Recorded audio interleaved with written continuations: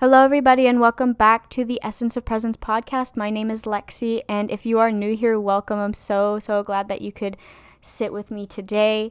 If you do hear any birds chirping in the background, I have a little yellow Quaker parrot, and that's just his way of saying hello. If you follow me on Instagram, you should know that he is the Essence of Presence mascot. So I truly apologize if he kind of pops in and chirps every once in a while.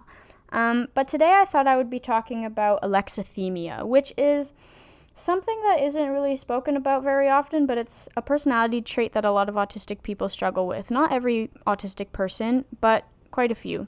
And every post that I see about it is very scientific, very explanatory of what the personality trait is. However, I haven't seen a lot of people speak on their personal experience with it. So I thought I would hop on here today and explain my experience with alexithymia and how I have handled it and how I do currently handle it with not only my friends and my family, but also my girlfriend.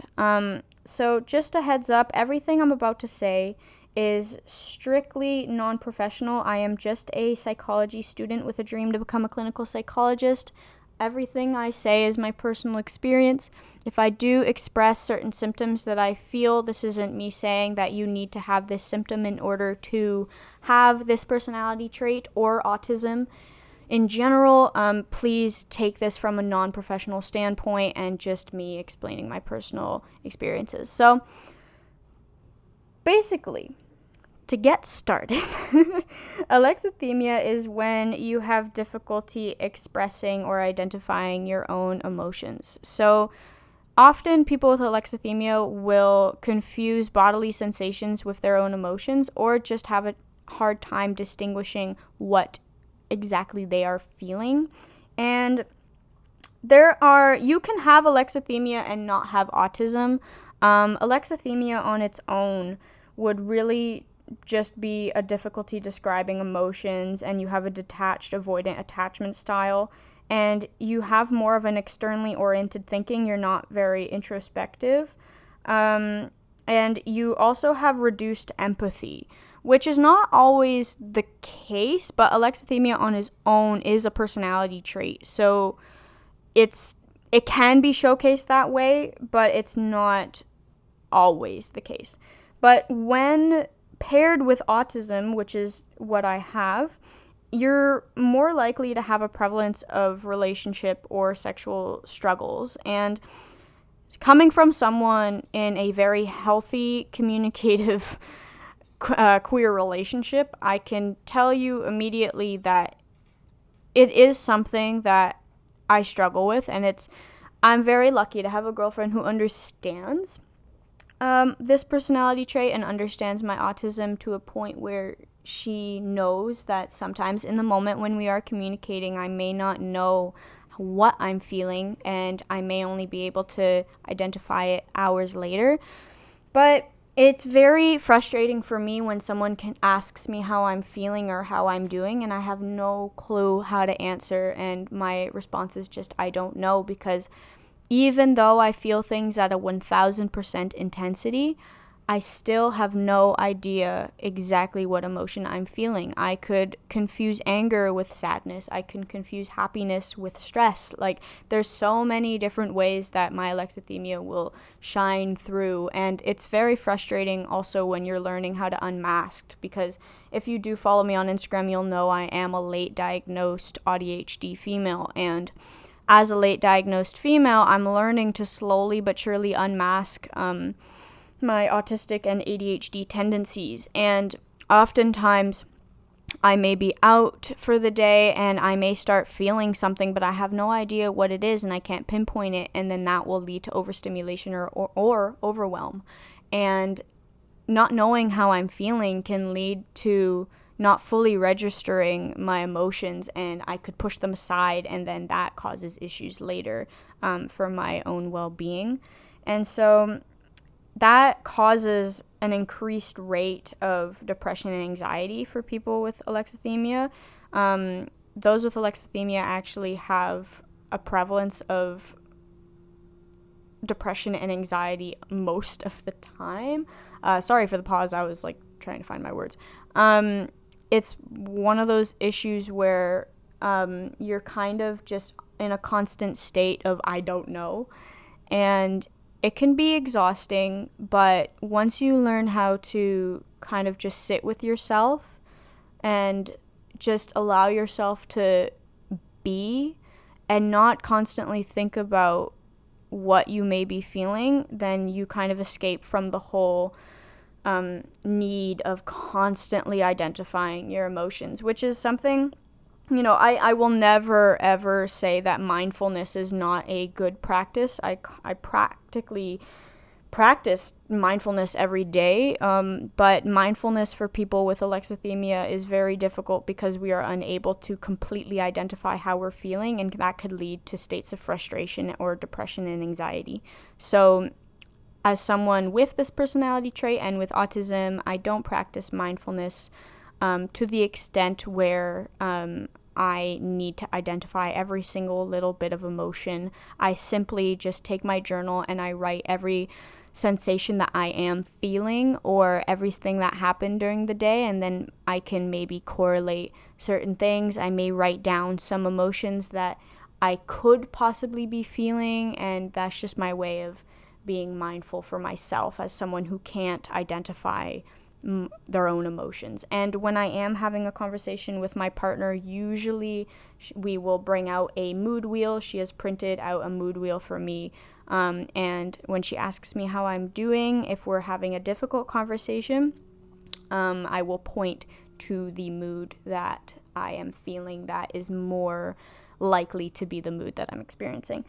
And this also means that regulating my own emotions is very difficult. So, it's common sense. If you don't know what emotions you're feeling, it's obviously very difficult to regulate them because you have no idea what to do. This goes back to my unmasking point, is that if you're learning how to unmask and you're learning how to regulate your own emotions, but you don't know what emotions you're feeling, how the heck are you supposed to know what to do, and how the heck are you supposed to know how to accommodate for yourself?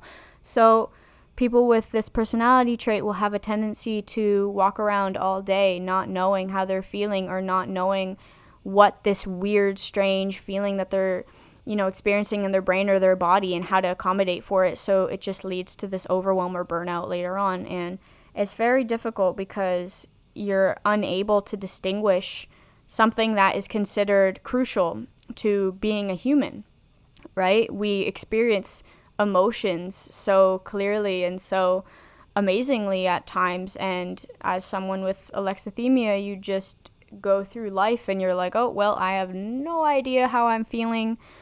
So, I should be happy that this is happening, but I have no idea if I am. Like, I don't know, like, is this what happiness looks like? Like, you know what I mean? So it's very difficult, which is, again, why so many people with this personality trait will be depressed and have experienced anxiety in their life. And there's also an increased rate of eating disorders. And I also have ARFID, which is avoidant restrictive intake food disorder. And so it's very difficult to understand my hunger cues as well, because I have no idea how I'm feeling, which goes back to the distinguishing bodily sensations with your own emotions. It's very frustrating. So a lot of people with alexithymia and autism will experience high increase in eating disorders. Now, I'm not saying if you have ARFID, you have alexithymia. I'm just saying sometimes it's a comorbidity.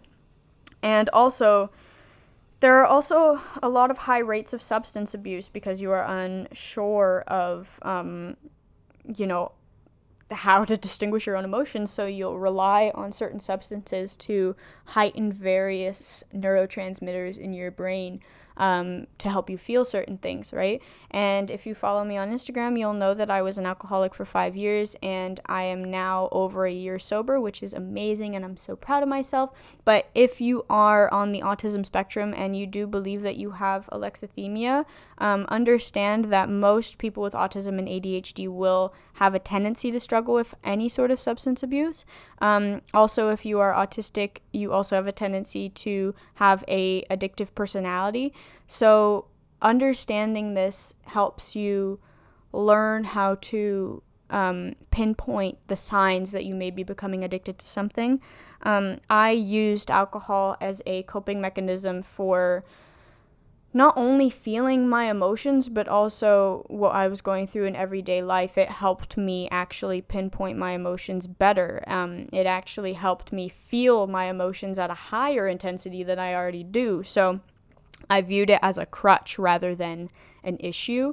And now being off of it for over a year, I would never go back. It's even though I highly struggle with identifying my emotions, I'd rather feel this than going through the struggle of relying on such a poisonous type of substance for the rest of my life.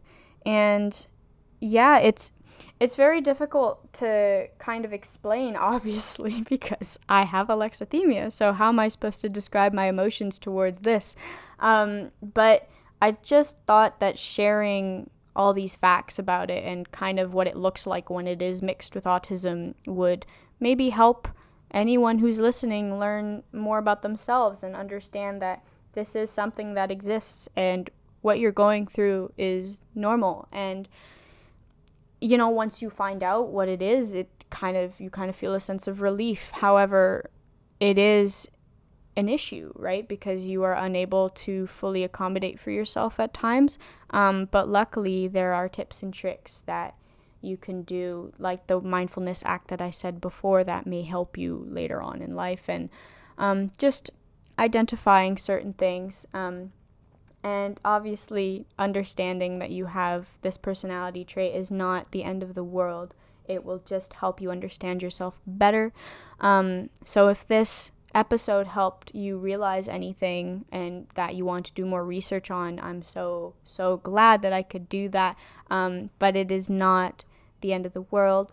You are loved, you are great, you're amazing. As someone with this personality trait, I can promise you that you still feel things at a 1000% intensity, and you look back and you realize, that was happiness. Oh, this was sadness. It's just, you just realize it a lot later, and that is common in autism as well. So thank you so much for listening. I truly hope that you enjoyed this episode. I just wanted to take a more personal approach on this personality trait, and I hope that everyone has an amazing rest of their day. Thank you. Bye, everybody.